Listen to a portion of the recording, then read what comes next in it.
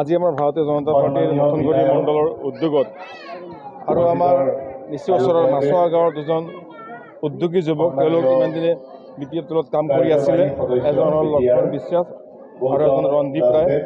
এই ৰন্দীপ ৰায় আৰু লক্ষণ বিশ্বাস তেওঁলোক BPF কাৰ্যকৰ্তা আছিল ইমান দিনে।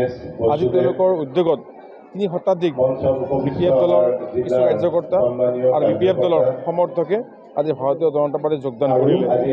নতুনগুৰি মণ্ডলৰ উদ্যোগত এই যোগদান কাৰ্যসূচীত আমাৰ বিধায়ক ফণীধৰ তালুকদাৰ ডাঙৰীয়া, অসম ৰাজ্যিক বিজেপিৰ উপসভাপতি অশোক ভট্টৰায় ডাঙৰীয়া আৰু আমাৰ প্ৰভাৰী পুৰীন্দ্ৰ চুৰ ডাঙৰীয়া আছিলে। আমি আটাইকে উষ্মাদৰণি জনাইছোঁ। তেওঁলোকৰ উপস্থিতি আমাক উৎসাহিত কৰিছে।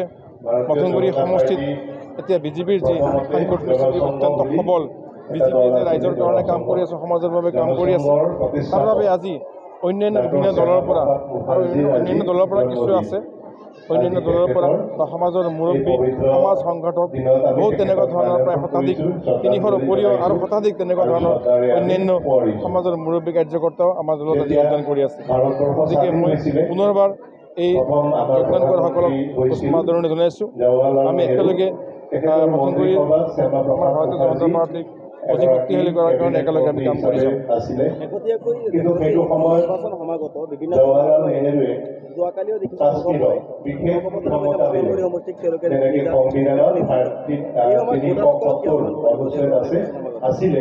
কথা প্ৰত্যেকটা দলেই নিজৰ নিজৰ সাংগঠনিক স্থিতিভাৱে নিৰ্বাচন আহিলে ওলাই পৰে, কিন্তু কোনটো দলে প্ৰতিনিয়ত কাম কৰি আছে, পূৰ্বৰ পৰাই কাম কৰি আছে, ৰাইজে জানে।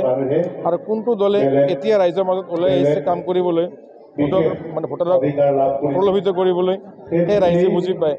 যি দলে ৰাইজৰ লগত আমি ৰাইজৰ লগত বহুত দিনৰ পৰা দীৰ্ঘদিনৰ পৰা একেলগে আছে, ৰাইজৰ অভাৱ অভিযোগ সুখ দুখৰ সময়ত আমি আছিলোঁ। গতিকে ৰাইজে আমাক কেতিয়াও নাপাহৰে।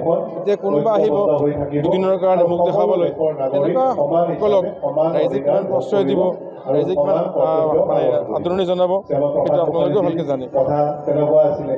যিকোনো খবৰৰ বাবে যোগাযোগ কৰক 7099017330 লগতে 7099017110 নম্বৰত।